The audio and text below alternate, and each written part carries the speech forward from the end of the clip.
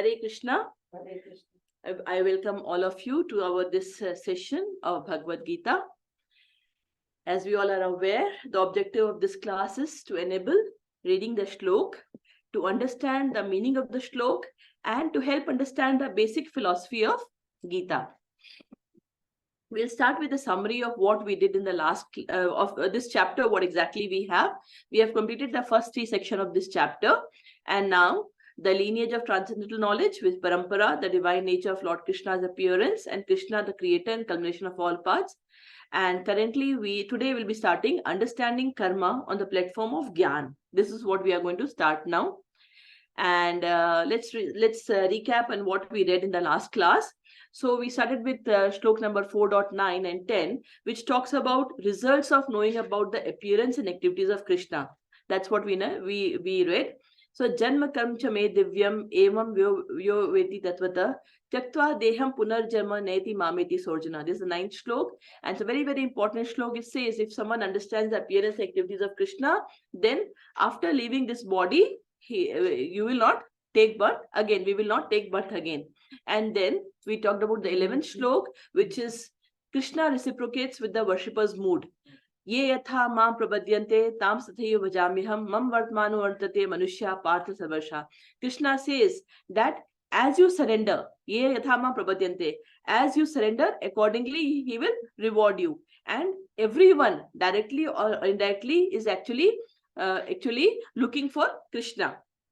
And then we talked about who the Devatas are and their relationship with Krishna. We explained about how the entire, it's more like a corporate world where we know each of the Devatas are responsible for one particular department. For example, Saraswati ji is for all knowledge. Similarly, Lakshmi ji is for wealth. Similarly, each of them are heads of different department, you can say, for our understanding, right? And then we read another very important shlok, which was shlok number 13. It talked about how Krishna has actually organized this material world. And he said, Chatur Varnyam Maya Shishtam Guna Karma Vibhagasha Tasya Kartanam Bimam Vidhyame Kartaram Abhyayam. He says that I have created the 4 Varnas, the Brahmins, the Kshatriya, the Vaishyas, and the Shudras, but I am much above that. Nothing affects me. Yeah. And also, none of the material modes of nature also, he is above that. So, Krishna's work does not affect him. And finally, the last shlok that we read was shlok number 15, which talked about liberated souls work by understanding Krishna. This is a very important shlok, and that's what it now will be going on. That Krishna said that in the last shlok, he said that you have to follow the path of the people who have already got liberated by following my advice. And what we should do, it's our duty is to follow in their footsteps. So we now today will start with shlok number 14, and this particular section is understanding karma on the platform of Gyan. And what is Gyan? We talked about that in the 2nd chapter. When you say Gyan, it is basically, by now we know that we are not this body, but we are soul. And we have also talked about how the soul travels from different body to body unless it gets liberated. We talked about that, right? So that is Gyan. On that platform, he's going to talk about karma. So please repeat it after me. Kim karma kim karyeti karmeti. Which one? It's 16. Okay, 16. 16. Yeah. Kim karma kim akarmeti. Kim karma kim akarmeti. Kavyopya yatra mohita. Kavyopya yatra mohita. Tatte karma pravikshami. Tatte karma pravikshami. Yajgyatva mokshase shubhat. Yajnatva mokshase shubhat. Kim karma kim akarmeti. Kim karma kim akarmeti. Kavyopya atra mohita. Kavyopya atra mohita. Tatte karma pravakshami. Tatte karma pravikshami. Yajgyatva mokshase shubhat. Yajnatva mokshase shubhat. Prabhu. Kim karma kim akarmeti. Kim karma kim akarmeti. Kavyopyatra mohitaha. Kavyopyatra mohitaha. Tatte karma pravakshami. Tatte karma pravakshami. Yajgyatva mokshase shubhat. Yajgyatva mokshase shubhat. So Krishna says Kim karma, kim akarmeti. What is karma? Karma is action and akarma is inaction. So what is karma? What is action? What is inaction? Kavyopyatra mohita. Even kavyo, even the most intelligent people, they are also gets bewildered. They also are not able to understand what are actions and what is inaction. Tatte karma pravakshami. So I am going to explain. Tatte karma pravakshami. I'm going to explain what action is, what karma is. Yes, gyatva moksha shubhat. And after knowing that, you can get liberated. You'll get liberated from this misfortune. So let's repeat the meaning. Even the intelligent are bewildered in determining what is action and what is inaction. Now I shall explain to you what action is, knowing which you shall be liberated You shall be liberated from all misfortune. from all misfortune. So in just what he's saying is, understanding action and its reaction is very, very difficult to understand. Even the most intelligent person is getting bewildered, can't understand that. So he himself, why he himself is going to explain? Because it is a very complex laws, right? So it is very complex law. So himself is going to explain. And if someone understands that, and he's saying, if you understand that to Arjun, that you will get liberated, you will get liberated. So now he is giving this knowledge to Arjun. Yeah. So now let us talk about karma and this thing. So I'll now start with the wheel of sansar. So what is this sansar, this material world? What do we know? That we take in this world is basically of birth and death, right? People take birth, they grow, they produce byproducts, they grow old, and then they die. Yeah. And then they die again to take birth in, again to take birth, right? And this is how, and when they take birth again, what happens? It is purely a different body based on their karmas. It's a totally different body. They don't even know what they did in the last. They have no remembrance of what happened in the last life. And they think that this life is the thing. There's nothing beyond it. This is the life from birth and death. This is what it is. Yeah, this is what, and this chakra keeps on continuing. This is the wheel of sansar, of the wheel of birth and death. Yeah, this is a cycle of sansar, right? Yeah. And so now as per Pad Puran, in this material world, there are 84 lakh species, living entity. There are 84 lakhs type of species. Now this species that we talk about is different than the biology species that we have learned for, right? This species in Vedas, this species defines that it is based on the gunas. What is good? We talked about 3 types of good: sattva, raja, and tamas. Goodness, passion, and ignorance, right? Now, based on the various permutation and combination, different combination of goodness, passion, and tamas and ignorance, there are different type of species. Now, a particular type of species will have this type of, a different combination will give rise to one type of species. So as per Pad Puran, there are 84 lakhs of species. Yeah. And what do these species includes? It includes aquatic, the living entity in the water, we are aquatic. On the land, including trees, even trees are living, including trees. Then we talk about insects, reptiles, right? Animals, 4-legged animals, human beings.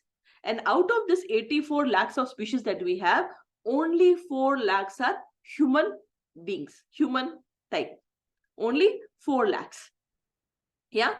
And it is only in this human form of life that you can exit from this wheel of sansar. It is only in this human form of life. So whether you go to down or up, any side you go, you have to have a human birth to exit the wheel of sansar, right? Yeah. So now Devtas don't come under this. Devtas also come under this. Devtas also come under this. So if someone has done, like if remember one thing, Indra is always worried that my chair will go. Remember all the stories, many stories that we read about Indra. When someone is doing a lot of yagya, he gets worried. Oh, my chair will go. Why? Because if someone is doing that yagya, it says when you do 100 Ashwamedh yagya, what will happen? You can occupy the position of Indra. So Indra also comes, the Devtas also comes into this category, this species. Even with Ganesha and Hanuman. No, they're different thing. We'll talk about that later. But actually, yeah, so they're different species that we have, right? Now, human beings has acquired speech. Now, human beings, if we acquire the what do you call it? The spiritual perfection. So human beings only can have the capability, have the developed consciousness to acquire spiritual knowledge. Only in the human form we are mature to get the spiritual knowledge. Yeah. And when we get the spiritual the real spiritual perfection, then we can actually go out of this sansar to Vaikuntha. Now what is Vaikuntha? It is Vaikuntha. Kuntha is miseries, and where is without miseries is Vaikuntha. Okay, so if you get the spiritual perfection, human beings that are spiritual, they can actually exit out. We have been listening to this Vedic mantra right from our school days. Om Asuto Ma Sadgamaya, Tamso Ma Jyotirgamaya, Mrityor Ma Amritagamaya, Om Shanti Shanti. Right? I think from childhood we have been listening in our school or at home and all, right? Asato Ma Sadgamaya. Asat is temporary. Asat is temporary. And Sat is permanent. Eternal. So this material world is temporary. This sansar is temporary. Yeah. Asat to Sat. So what should be our way of life? From Asat to move to Sat. Asat is this material world, which is Krishna defines in Gita in one of the shlok. This is Dukhale Ashashvatam. Means this is Ale. What is Ale? Ale is Pustakale. It's a home. Like Pustakale is library, a home where we keep books. Dukhale is, this is an ale of sorrows, yeah, and mysteries. And Dukhale Ashashvatam. Shashvat means eternal. Ashashvatam means it is impermanent, right? So Asato Ma Sadgama means from Asat move to Sat, from temporary move to eternal. Tamso Ma Jyotirgam. Tam means darkness. Darkness means ignorance. Darkness stands for ignorance. Tamso Ma Jyotirgama. Jyotir means light. Light is where? Spiritual. So from darkness, from ignorance, move towards spiritual. Mrityor Ma Amritam Gam. Mrityor means from death, move to immortality. Yeah, from mortality, move to immortality. Om Shanti Shanti Shanti. So here we can see from sansar, we are from this material world, we have to move out to the spiritual world. Right? From our knowledge, from ignorance, we are in this material world because of our ignorance. We are in this material world because of our ignorance, because we don't know, we are not aware, we don't even know. So when we are, because of ignorance, we have to move to the light. Yeah, to the spiritual, we should have the spiritual knowledge. And then from death to immortality, right? Now, so we talked about the soul and the body, right? So I'll talk about the garment shop of material nature. Material nature is this Prakriti. Material nature is this Prakriti, this material world, right? So there is a garment shop. What is a garment shop? Now, when you want to buy clothes, what do? You go to a garment shop. So what is this work of the shirt that we are wearing? It is covering our body. Yeah. So what is this actually body covering? It is covering our soul. Inside we have soul, which is pure, which is supposed to be pure, which is a part of Krishna. But that soul is covered by this material body. So there's a garment shop for this. There's a garment shop for this body. Yeah. So basically what happened, that is where you can buy the dress for your soul. You can go to that garment shop of this Prakriti and buy the dress for your soul. So how does the living entity chooses the dress? It chooses the dress based on their desires. The type of desires they have, what they want, accordingly their activity will be. I want this, so I will behave like this. So it all comes from the desire of the soul. I want to have fun, so I will do accordingly. Yeah. I want to do this, so I'll do. So based on my desire, what will happen? I will actually do my activity, my karma, and based on that karma that we have performed, the material nature will give the dress to us. I'll get the body accordingly. So the karma that we perform, why it is very, very important to understand the laws of karma, because the karma that we perform is the price, is the money, is the price that the soul pays to purchase the body. Normally, when you go to a shop to buy a shirt, you will give money, right? But for the soul to take this body, what is the price it is giving? It is the karma. So the karma is very, very important. What sort of karma you do, accordingly, you can purchase that body. Yeah. So that is what it is, right? For example, if you are eating non-veg, if you are eating meat, so what will happen? Then you have, that's a desire, you want to eat non-veg, you want to eat meat. So you will have, next life, you will have a body which is more suitable for eating meat. Yeah, a tiger, an animal body, animalistic body, right? Yeah. And suppose you like to sleep a lot, then you will have a body which is of bear, because bear sleeps for 6 months. If you like to wear less clothes, you want to show your body a lot, then you'll become tree. And all these things are from our Puranas, with how it says. Yeah, you'll take up a body of the tree. You don't have to cover yourself. You just remain like that in all the nature, right?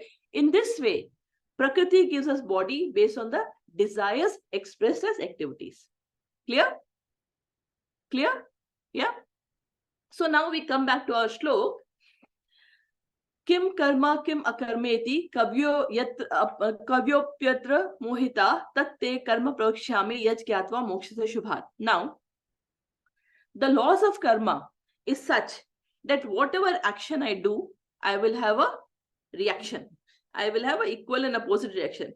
Even in the science, we have come out with this formula that whatever we do, every action has a equal and opposite reaction. So the laws of karma says, whatever action you are doing, there has to be a reactions to that. Yeah. And this reaction that will happen, you will have to bear that reaction. It only depends upon after what time. Based on your karma, based on your action, the reaction can be immediately or it can be delayed. It can be immediately or it can be delayed. Again, based on the time it takes to fructify. The reactions came to, just like, you grow a mango plant, mango seed.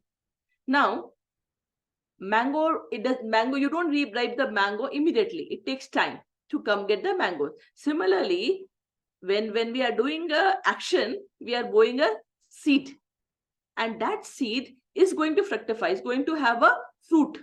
That seed, that action is going to have a fruit. The only thing it depends upon how long the whole process takes.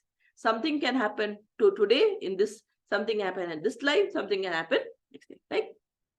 Now, karmic reactions, why Krishna says that is very difficult to understand, because karmic reactions are not directly based on the activity, not directly, it's not equal to the activity you have performed. Yeah, it is very important sentence. It is not directly equivalent to the activity you have performed. It is the consciousness in which the activity has been done. Are you able to understand me? It is not that I have just done this, but in what consciousness I have done this matters. Yeah. Now I'll tell you tell about, let's relate it back to Bhagavad Gita. Arjun. We read in chapter number 1. Arjun refused to fight. And one of the reasons he gives that in the Kurukshetra war, he says, first chapter 1, he says, no, I am not going to fight because it's my son, it is my father, it is my grandfather, it's my father. Everyone is standing here, right? And if I kill them, what will happen? I will accrue sin. I will get sin. So this is how all of us think. This is how anyone will think. If I kill this, I'm going to get sin. And that is what Arjun is representing all of us, our thoughts, right? So it's so he says, if I kill them, I'm going to get sin. And what Krishna did? Krishna later spoke, once Arjun surrendered, spoke Bhagavad Gita. And what Arjun did in the end? Arjun actually fought. So Krishna reminded him that you are a Kshatriya. You are a Kshatriya. Your dharma is to fight. Your prescribed duty is to fight. So you have to do your prescribed duty. And you have to save your dharma. That is your prescribed duty. And not only that, it is Krishna is instructing Arjun to do it. So two things. What Arjun thought is a sin, the activity is a sin, actually is a divine activity, because he is doing his prescribed duty under the direction of Krishna. So it becomes from a sinful, which one thought, it became a divine. So Krishna says, I myself am going to explain you what action is and how the results are, right? So now let us, there's another story I want to talk about, is a Kaushik Brahmin, just to understand about the complication of the decision of the, what do you call it, karma. So once there was a Brahmin, he was taking bath. After taking bath in the river, he was walking towards his hut, towards his hermitage. And then he saw a cow running very, very fast. It came and it entered in the hermitage, and he couldn't see. And he kept on walking. Fine, a cow has entered my hermitage. He continued walking, and then he saw behind there was a butcher who was running and coming. And now when he came, he had a cutter in his hand. And once he came, he asked the sage, did you see a cow running from here? Now the Brahmin is actually thinking, what should I do? As a Brahmin, I should not lie. That is not right. That's against dharma. And then if I say that the cow has gone there, then what will happen? The cow will get killed. I'll get more sin. That is a bigger adharma. So he looked at him and said, my eyes can't see. Yeah. So he did say a lie. Yeah. So now how do you see this? Yeah. So there are higher dharma, there's lower dharma. Yeah. And based on situation, we have to, so we have to understand the laws of karma, and accordingly we can apply, right? That's why he says it is so difficult to understand, and Krishna himself wants to explain. Now what Krishna says, karmano hyapi bodhavyam cha vikarmanah akarmanascha bodhavyam gehna karmano gatihi. Karmano hyapi bodhavyam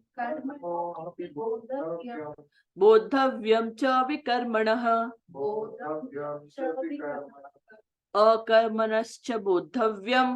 akarmanascha bodhavyam gehna karmano gatihi. Yeah. Karmano hyapi bodhavyam bodhavyam cha vikarmanah akarmanascha bodhavyam gehna karmano gatihi.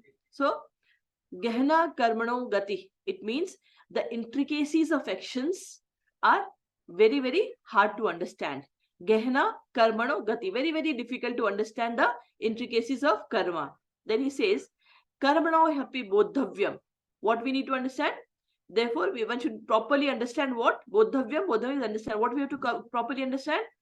Karmana. What is karma? Bodhavyam cha vikarmana. We have to understand what is vikarm. Akarmascha bodhavyam. And akarm. We have to understand what is akarm, right? So now here, Krishna says that, let's read the English one. The intricacies of actions are very hard to understand. The intricacies of action are very hard to understand. Therefore, one should know properly what action is, what forbidden action is, and what inaction is. Yeah. So now, the activities that is performed, yeah, can be divided into three types. Are divided into three types. One is karma, then is vikarma, and akarma. There are three. And he says, Krishna says, we have to really understand these three types very, very properly, right? Now, what is karma? Karma, normally what we do, any actions we perform, we call it karma. But it is not so. Karma is basically any action that is performed as per prescribed in the scriptures, by the Lord in the scriptures. So all the activities which is prescribed and sanctioned by the Lord is karma. Yeah. And karma is also called pious activity. It's called punya. Punya or pious activity. So when you say karma, basically it should be referred to pious activity or punya. Okay. Karma. Yeah. So all the activities which is sanctioned by the Lord or prescribed by the scriptures are karma. Right. Now what will happen when we perform punya? When we perform punya, the return is also material benefit. When we do any punya, we will get some material benefit in return. Yeah. For example, we give charity to poor. We give charity to poor. Yeah. That is a pious karma. Building a hospital is a pious karma. Now, remember, many people get the piyau done. Yeah, putting drinking water available for mass, right? So they are charity work. They are pious activity. And when we do such pious activity, what happens? We get material benefit. It means those all are related to body. Those activities are related to body. It means in the next birth or down the line, I will have a much higher material benefits. I may be born in a very wealthy family. I'll be probably more beautiful. I can probably, I can have a lot of wealth and, lot of, luxury. Yeah. All those things that we get. So good birth, good health, material happiness in life, they all happens when we do a pious activity. Understood? Charity to poor, not charity in temples, but charity to people. Remember, there's a difference, right? Charity to people, poor, all these things when we do, the pious act, whatever we say we should do, daan do. Daan kisko do? Daan ko bhi patra hota hai. You can't give daan to everyone. When you give to anyone, then it is not called daan. Daan should always be given to a Brahmin who is into the, who follow the Vedic rituals. That is daan. Daan should be given to that. But when you give a daan to a Brahmin who is not doing that, then it is not daan. It is a charity to a poor. Yeah, we think we are doing daan, but that is not daan. So similarly, it's like that, right? Now, what is vikarma? Next we go to what is vikarma. Now, vikarma is prohibited activity as per the scriptures. Yeah, whatever violates the scriptural injunction, that is vikarma. So when we say action and we also bad work is also no, it is called vikarma. Vikarma is actions which is not pious, which is pap, which is not pious, which is sinful. All those comes under vikarma. It comes under vikarma, right? And what happens? These are against the principles and rules given by the God. Yeah. And what will happen when normally these activities are performed out of ignorance and results into suffering either in this life or in later life. For example, stealing, killing, drinking liquor, yeah, eating meat. These are sinful activities. When we do that, we have to suffer for it. We have to suffer for it, right? And then what was the result of it? Suffering, poverty, disease, low birth, and ugliness. Yeah. So if you are doing sinful activity, your birth, if you are in Brahmin, you will actually go down to a lower. So we saw that, it is. So this is what is vikarma. Now, karma and vikarma, they both cause the bondage. When we say that we are bound in the cycle of birth and death, it is both. Whether we are doing a pious activity or a sinful activity, both will result into the bondage of birth and death, right? In the bondage of birth and death. For example, let's take a story of a businessman. Now, what he does is, he really works very, very hard. Why? Because even us, we do the same thing. We work very, very, very, very hard, right? And with our hard work, we save some money. And then what we do? We go out for some trips. So, say we go out to a trip for 1 month for relaxation. And then we spend all our money. And then we come back, again work hard, again accumulate money, again. This is what we all do.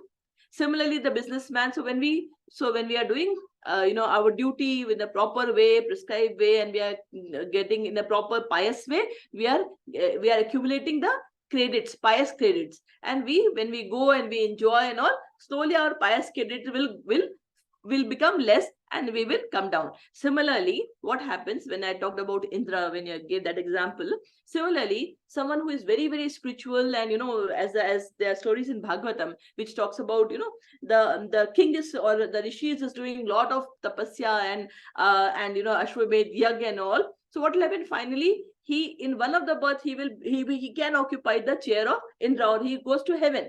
But after all his pious activities are finished, he has to return back to this earth. He has to return back to this earth. Similarly, if we are doing a lot of sinful activity, we go down to hell. And after it is finished, we come back again to earth, because exit path comes only from earth, right? Now, so we read about two things till now. We talked about karma and vikarma. Now, what is akarma? Akarma is inaction. Now, inaction doesn't mean, now normally now it's like, many people think that inaction means, when you say inaction, it means I should not do anything. I should go to Himalayas, sit there, do tapasya, and I'm done. That is, yeah. So inaction doesn't mean that. Inaction means you are doing your duty physically. Physically, you are doing your duty. You're not avoiding your work. You are doing your prescribed duty, right? But with detachment. You are not enjoying the fruits of it. It is offered to God. It is not, you are not attached to you're not doing the activity to get the fruits and enjoy that fruits. That path is not the akarma path. Akarma path is I do my duty, and I do my duty with all sincerity to the best of my ability. Whatever results come, I'm not attached to it. Whatever results come, I'm not attached to it. So I will, it is basically, it is offered. It is not for me. It's basically, yeah. Now that is what is akarma, right? So when you Nishkam Karma Yoga, yes, Nishkam Karma Yoga, yeah. So because they are performed with the highest form of Nishkam Karma Yoga is that, yeah, because they are performed without selfish desire. I am not doing this activity. I have done this. I have got this. I'm going to enjoy that. There's no selfish desire. Why it is akarma? Because why you're not getting any reaction of that work? Because there's no selfish desire. You're not thinking of having that money to enjoy for yourself, for your sense gratification. You're not thinking like that. So they do not implicate. That's why it doesn't entangle the performer. Whoever is doing activity like that will not get entangled. Yeah. For example, so it does not have, akarma does not have a material reaction, right? Now, what happened? Results of this, for example, chanting the holy name, now giving charity to the temples, and doing devotional service to the God. So what happens? The result of all this thing, one develops devotion to the Lord, detachment from the worldly affair, attains purity and permanent happiness. Now, let's come to the reality of all of us. Is it possible to do a karma?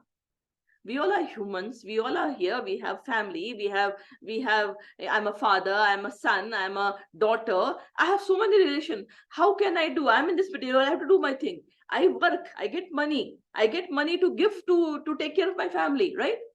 So you can live an akarmic life. How? I'll just give an example. How? So basically, each and every one of us can live an akarmic life. How? First thing, when you go to office, or one person is not only office, you have a lot of relations, right? So do your duty to the most honest way, right? With no expectation. Say I go to office, I work there with as much sincerity I can in the time I'm supposed to. If I'm supposed to give my 8 hours, I give my sincere 8 hours, right? And I get some money. Now, I need that money to take care of my family.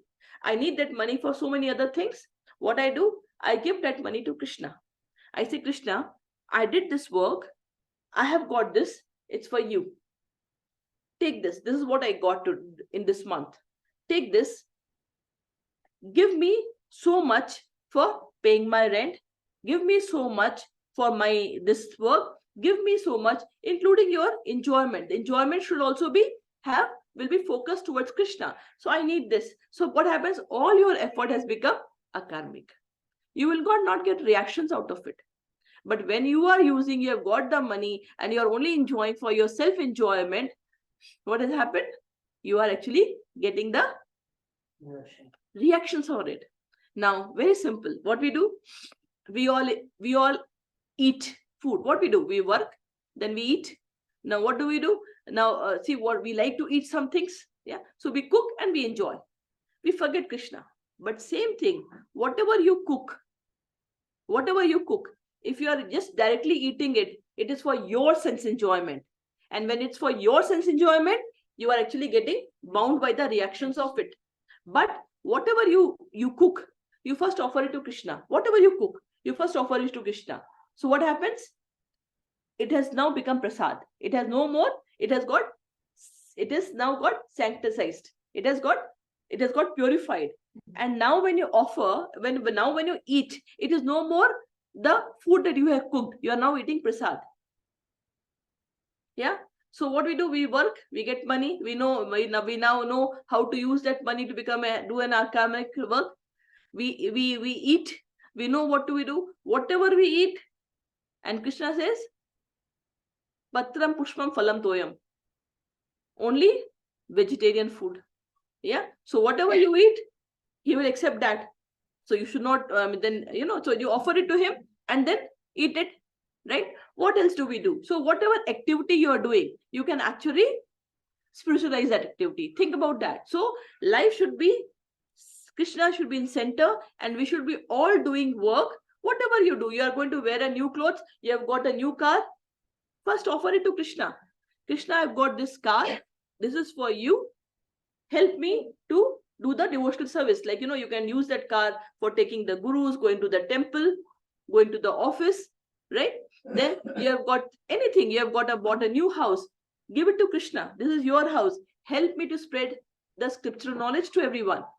Yeah. So this way, anything that we have, we can actually make it, spiritualize it and make it akarmic. Clear? Yeah. So these are the three types of activities. So if you think, these are the three things that we do. Yeah. Karma, vikarma and akarma. And by doing like this, whatever action we do, we can actually make it spiritual, akarmic, right? So akarma is the top one. Yeah, because akarma may you don't get reaction. If you get reaction, it is like a bank account. It's a bank account. When we do good work, we create pious credits. When we do bad work, we create pap credit, right? Now, you cannot exit if these accounts are not blank. You cannot exit the sansar if these accounts are not 0, 0. Now, if you keep on doing good work, you have to come back to enjoy all those pious credits.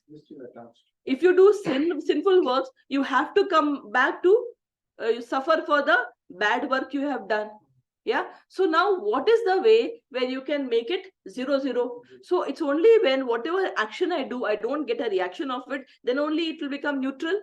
Yeah. So any action we perform, it has to be, you have to make it neutral.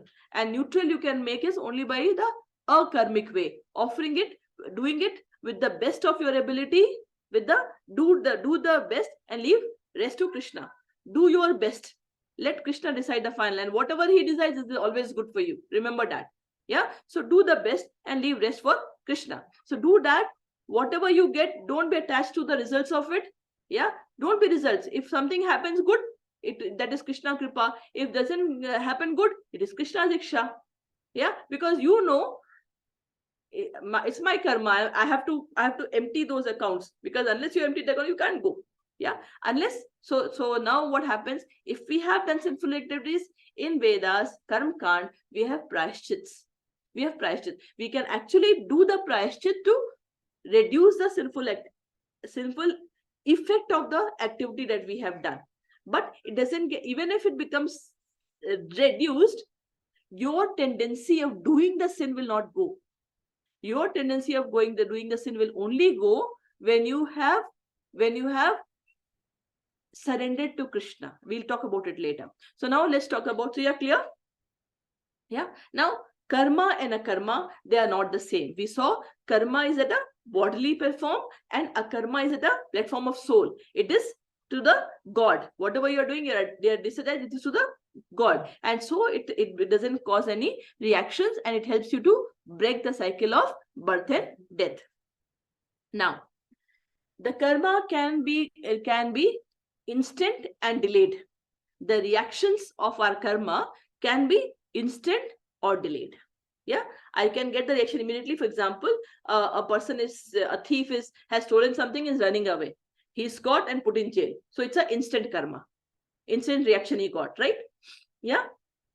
Now, I had gone to hospital, and I got, I actually got the virus, but the fever came 5 days later. That is a delayed karma, delayed reaction, right? Now, it can happen. We know a lot of example in India itself where people have done blunders. They have done a lot of ghapla, where they have stolen a lot of money, and they have, by wrong means, they have actually acquired a lot of wealth. We have a lot of example, but down the line, not immediately. Down the line, what happened? They have got caught, so they are delayed reaction. Yeah, and that they got caught in this lifetime itself. They got caught in this lifetime also. There are karmic seeds which fructify after multiple births. For example, I'll tell you a story about it. Once there was a hunter, yeah, and that hunter, he went to the forest and he killed, and he killed 100 birds, and the birds' parents were watching it. They were alive, and he killed 100 birds. Now what happened? The same hunter was born with 100 sons, and all those 100 sons got killed in front of him after 50 births. Who was he? Dhritarashtra. So Dhritarashtra, 50 lives earlier, he had killed 100 birds, and after 50 lives, he got 100 sons, and they got killed in front of his eyes, right? But why did it take 50 births for him to get this reaction? Because to get 100 sons, he had to accumulate so much pious activities. To get a son, you have to have a lot of pious activity. So to get 100 sons, he had to actually accumulate so many pious activity, which took him 50 lifetime. And when he got that, in the 50th life, he got 100 sons who got killed in front of him. Yeah, so they are the example of delayed karma. Correct? The question is, can good karma cancel bad karma? No. You have to enjoy for your good karma. You have to suffer for the bad karma. It doesn't cancel unless you have surrendered. So let's go to the next slide. Then we'll talk about it. Then you'll say, many times we think, "Arey, this person is so good. Why bad is happening to this person?" Now we can understand that why bad things happen to good people and vice versa. The person was very, very good, but there was some bad things he would have done in some lifetime, which is getting fructified now. Is that also called adrishta karma? Adrisht karma, yeah. So it's delayed fructify. Yeah. So it has got. That's why you see, even if that person is so good, but still he is suffering, he or she is suffering, is because of the delayed karma of some path they would have done in some lifetime, right? Now, how can we become free from karma and vikarma? That's what we want. Because if we have to be in this, otherwise we are happily in this wheel of sansar. So how can we do that? So Krishna had told, you follow my footsteps to Arjun. We started in Shlok 4:16. What he says, it is very, very complicated. So in the Shlok 15, he said, you follow the acharyas. And in 16 say, I will explain to you. And when I explain to you, you will get liberated. Right? So what we did, and what did Krishna said? Why is he explaining to Arjun, not to you and me? Because Arjun is a devotee and he has fully surrendered to Krishna. He has fully surrendered to Krishna, and then only Krishna started speaking Gita. Till then he was not saying anything. He was just listening to Arjun. So if you fully surrender to Krishna and live your life in an akarmic way, then we can actually have the path of moving out, right? So following Arjun's path, surrender to Krishna and follow his advice. Whatever we hear in Gita, try to put it in your life. Yeah. So now we go to the next shlok. Karmanya karma yah pashed.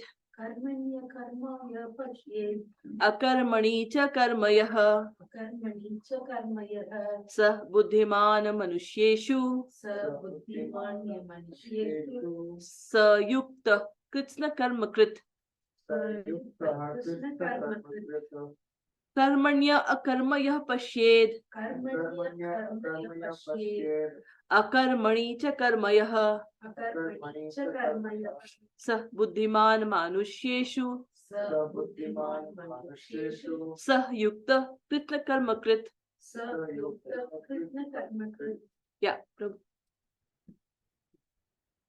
Karmanya akarmaya pashed. Karmanya akarma yah pashed. Karmani cha karmaya. Akarmani cha karma yah. Sabuddhimana manusyeshu. Sah buddhiman manusyeshu. Sayukta krishna karma krita. Sa yukta krishna akarma krit. So it's a bit just try to understand this. Karmanya akarma yah pashyat. Pashya means to see. Pashya means to see. One who sees what? Karma akarma. Actions in inaction. And akarma cha karmaya. And inaction in action. Sa buddhiman manusyeshu. He is an intelligent person. Sa yukta krishna krit. And even though he is engaged, he is the one who is buddhiman, who is intelligent. So let's read the meaning of it. One who sees One who sees in action, inaction in action and action in inaction and action in inaction is intelligent among men. is intelligent among men, And and he is in the transcendental position, he is in the transcendental position, although engaged in all sorts of activities. although engaged in all sorts of activities. So again, here Krishna is talking more about akarma. So although one is engaged in all sort of activity, inaction is a karma. You are doing all the action. Someone who understands that although you are doing all the action, but you are not getting the reaction, so it becomes inaction when you are surrendered and all your activities are without attachment and offer to Krishna. It is without attachment. You are not enjoying the you're totally disattached, unattached to the fruits of your activity, right? Then so what is happening? You are in your action, although you are fully engaged, you are doing your duty, but it is an inaction. It becomes inaction. And akarma cha karma. And when you are actually not doing anything, you see all the karmas. For example, someone has gone to Himalayas. I want to spiritually grow. So although I'm leaving all my family, everyone, and now I'm going out and I'm going to become a sannyasi. So what Krishna told them? Krishna told them a pretender. Remember in the previous chapter we learned, because they don't have control of their mind and intelligence. And what they're doing, they are running away from their responsibility, duty. Yeah, they are actually running away from their duty and thinking that you are not, and you are actually going to Himalayas and trying to get God. That doesn't happen. You are actually, what's happening, because your mind is not controlled, your intelligence is not controlled, your mind will start varying here and there. What Arjun wanted to do? Arjun wanted to go to forest. What Arjun wanted to do? He said, Krishna, it's better I become a beggar. I want to go away. I don't want to fight. What Krishna said, no, you have to do your prescribed duty. You have to do in the right consciousness. If you do that for running away, it can only be temporary, because your actual nature, which is of a Kshatriya, will come up. You are not mature enough to do that, because your actual nature, you will go there, after some time you will start fighting there, because that is what your actual thing is. Yeah, practically. So it is only temporary. You want to go to him, but actually you cannot sustain that. Then you are a pretender.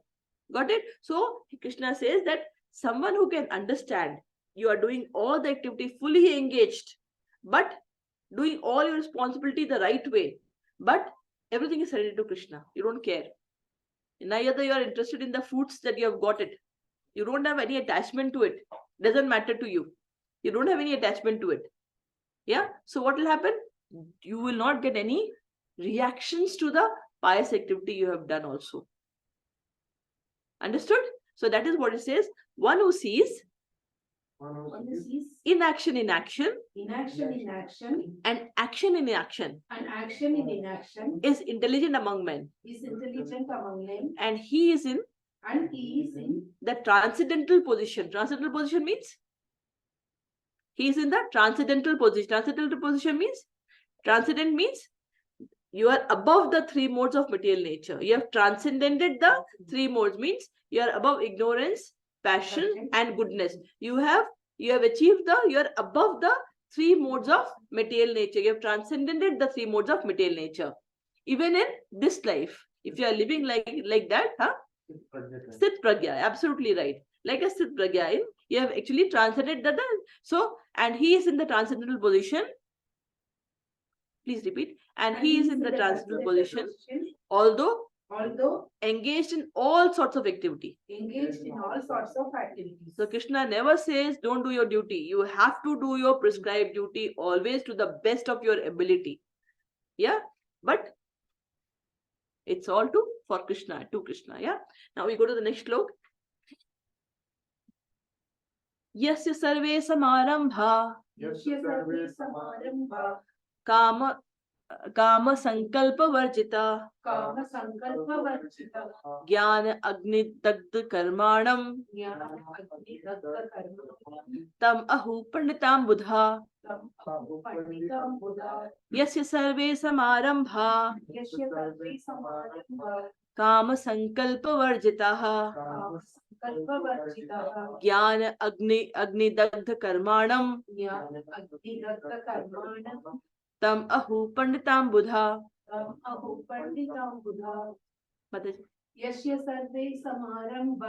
यस्य सर्वे समारंभा काम संकल्प वर्जिताः ज्ञान अग्नि दग्ध कर्माणम तम अहु पंडितम बुधा. Yeah, so here we'll start with the last part. Tam ahu panditam buddha.